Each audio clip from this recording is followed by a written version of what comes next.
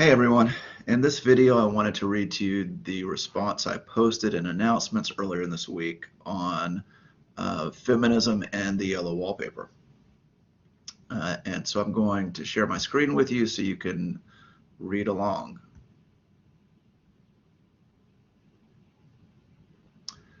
Okay. Feminist and feminist criticism tend to receive a fair amount of resistance in society and in the classroom. Feeding this resistance is the assumption that feminism is inherently confrontational. According to this view, advocating for equality in both the treatment of and opportunities for women inherently blames men for mistreating women and denying them these opportunities. As a result, feminism is sometimes associated with the hatred of men. The confrontational nature of social media has perpetuated this view. It is not hard to find examples of a self-proclaimed feminist bashing men in the name of equality, though of course it is just as easy to find examples of men bashing women. For these reasons, calling oneself a feminist in today's climate can carry the risk of being seen as gender biased, closed-minded, and antagonistic. Ironically, these are the very traits that the feminist movement has claimed to be against. In arguing about literature, the editors defined two goals of feminism. Quote, to contest the patriarchal point of view as the standard for all moral, aesthetic, political, and intellectual judgments, and to assert that gender roles are primarily learned, not universal, end quote. Merriam-Webster defines the patriarchy broadly as, quote, control by men of a disproportionately large share of power, end quote. And historically, this power has been maintained by both making women legally dependent on their fathers or husbands and denying women the right to have or influence positions of authority. Since these legal restrictions have largely been removed, people might reasonably question whether the patriarchy still exists. However, the following gender-related statistics demonstrate the many challenges that still prevent women from gaining power and influence. I have parenthetical note, I have hyperlinked them in case you are interested in checking up or learning more in parentheses. Women who now make up just over 50% of both the U.S. population and the percentage of college graduates currently make up just under 24% of the elected members of Congress, and as of 2017, only 6.4% of Fortune 500 CEOs. As I assume you know, the U.S. has never had a female president. Only around 25% of the world's nations have ever had a female leader. A recent survey suggests that women are more than twice as likely to be victims of verbal sexual harassment and 3 times as likely to be victims of physical sexual assault. Because the legal responsibility of unwed fathers often depends on their taking paternity tests and paternal rights, nearly 80% of single parents are women. Disclaimer, these links, as I mentioned earlier in the paragraph, I put these links together in 2017, so some of the numbers may have altered slightly, but not significantly. I could go on, but I'm sure you get the point. Feminist criticism as defined in arguing about literature does not assume that these issues are caused by evil men who hate women. Instead, the feminist critic examines how traditional gender roles still shape the opportunities and expectations given to women by society. Parenthetical note, the assertion that gender roles are learned is different from saying gender is learned. Roles refer to norms, behaviors, attitudes about gender, not gender itself, end parentheses. And these gender roles are not only harmful to women, gender roles can also trap men into judging themselves based on a stereotype of violent, aggressive masculinity.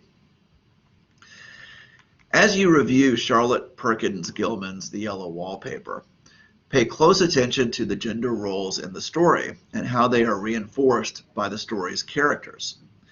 Of course, any analysis of this story is fundamentally challenging.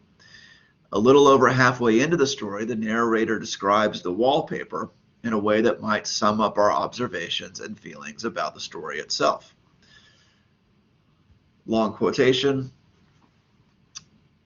On a pattern like this, by daylight, there is a lack of sequence, a defiance of law, that is a constant irritant to a normal mind. The color is hideous enough and unreliable enough and infuriating enough, but the pattern is torturing. You think you have mastered it, but just as you get well underway and following, it turns a back somersault and there you are. It slaps you in the face, knocks you down, and tramples on you. It is like a bad dream. End quote.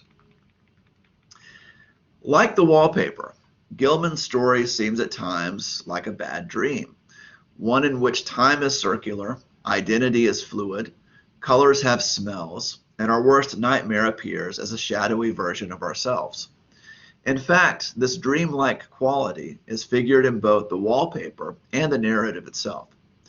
Both the wallpaper and the narrator's journal entries distort the reality they reflect. Like stained or dirty mirrors, they reflect only the smudged, imperfect contours of the narrator's reality and identity. The truth of the narrator's condition and circumstance is always obscured by the convoluted, contradictory nature of the narrative itself. Even the narrator's name is hypothetical. We assume it to be Jane because no one else in the story is given that name.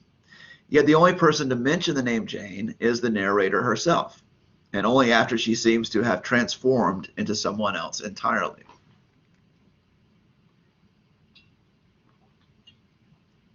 For me, analyzing the story involves grappling with the following question. What is the nature and cause of the narrator's apparent transformation at the end? In answering this question, I suggest that there is a strong parallel in the story between the wallpaper and the paper of the narrator's journal, that the shadowy figure that appears in the wallpaper mirrors the persona that the narrator develops through her writing. Parenthetical note, for more on personas, see page 165 of Arguing About Literature in parentheses. Writing involves a certain dislocation from one's physical and social presence in the world, and the persona we assume as writers sometimes stands in contrast to our social behavior. Parenthetical note, imagine, for example, an otherwise timid person who goes onto an anonymous Twitter account to harass others, in parentheses. As the narrator continues to write in her journal, parenthetical note, against her husband's wishes, in parentheses, she begins to assume characteristics and behaviors of the figure she sees, until at the end the narrator appears to become one with the woman in the wallpaper. She even refers derisively to her former identity when she says, quote, in spite of you and Jane, end quote. But do the story's final shocking events actually happen? Or are they the imaginative musings that only exist in the narrator's journal?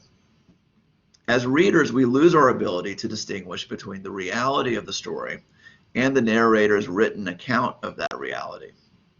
Perhaps the narrator, through writing, has similarly developed a persona that she can no longer control or keep on the page.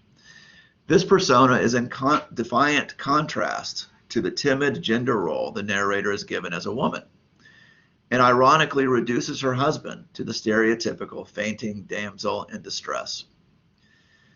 The monstrous supernatural nature of this new persona perhaps speaks to an anxiety that by seeking agency and finding a voice, the narrator has become something unnatural, a woman who casts aside her socially prescribed gender role and brings the patriarchy literally crashing to the floor. And one note before I end the video on something I say up here about, do these events actually happen?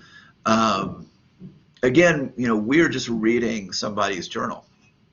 Okay, so this device of where the story we're reading is actually something that was written in a journal,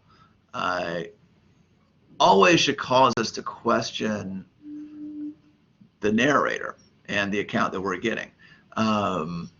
And in this story, it's particularly um, strange because, okay, so she undergoes this psychological transformation. She becomes the woman in the wallpaper. She starts crawling around on the floor and smudging the wallpaper. Her husband faints, and then when she's done, she gets up and writes about it in her journal. Right? It doesn't totally make sense, and in a way, maybe that's the point. There's um, uh, so it's okay to question, whether certain events in the story actually happen, right? We don't have a third person omniscient narrator here. Uh, but that doesn't necessarily make those events less significant to what the story is trying to reveal about this person's psyche, or less significant to what the story is revealing about its own feminist nature and concerns, okay, which you are writing about for the next essay. All right. Okay, so thank you for listening. And